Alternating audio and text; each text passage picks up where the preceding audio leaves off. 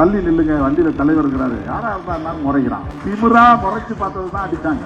4 தட்டு தட்டினாங்க, ஒன்னும் ஒழுங்கா அடிக்கல.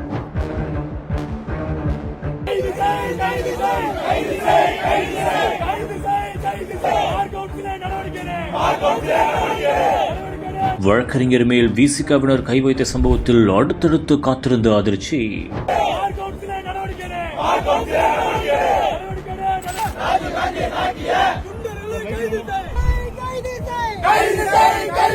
வழக்கறிஞர் மேல எப்படி கை வைக்கலாம்? கை வச்சவங்க மேல வழக்கு கூட போடல. நீதிமன்றத்திற்குள் குரல் தந்த வழக்கறிஞர்கள் இன்று உயர்நீதிமன்ற வாசலில் திரண்டு போராடியதால் பரபரப்பு.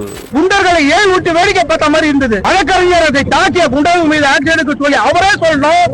அவர் வருகிறார், ஒரு மன்னிப்பு கேட்கணும். பேரிகார்ட் மேல் ஏறி நின்று போராடிய வழக்கறிஞர் தொடர்ந்து இந்த வன்முறையை தோன்றாரு அப்படிங்கிறதுக்கு ஒரு அடித்தளமே இன்னைக்கு நடந்த ஒரு விஷயம் தான். சென்னையை அதிர வைத்த பரபரப்பு சம்பவம். என்ன நடந்தது? மக்களை எதிர்த்தவமா நினைக்கக்கூடிய பேச்சுதானே, ஒரு ஆணவ பேச்சுதானே இது. நிச்சயம் அரசியல் தலைவர்கள் பார்த்து அவங்க பேசணும். காவல்துறை எந்த விதமான வழக்கும் பதியவில்லை. அது சம்பந்தமான சிசிடிவி புட்டேஜையும் கொடுக்கவில்லை.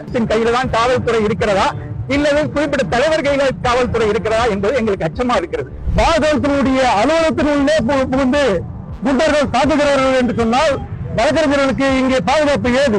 எதுக்கு கேள்வியை கேட்கிற ஒரு முறைச்சால அடிப்பாட்டினா அப்புறம் என்ன சார் பண்ணுவாங்க? பாதிக்கப்பட்ட என்ன பண்ணுவான்? அவருக்கு வேலை இருக்காதா? அவனுக்கு வேலை வராதா?